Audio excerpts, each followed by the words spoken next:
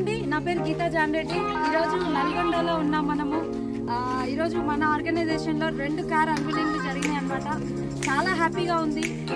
నేను ఈ business start చేసి 4 సంవత్సరాలు కావస్తుంది. కానీ నేను స్టార్ట్ చేసినప్పుడు ఇలాంటి సక్సెస్ అంటూ నా లైఫ్లో ఉంటుందని నేను అస్సలు ఊహించలేదు. ఇక్కడ బిజినెస్ స్టార్ట్ చేసే వాళ్ళకి నేను ఒకటే చెప్పాలనుకుంటున్నాను, బిజినెస్లోకి రాగా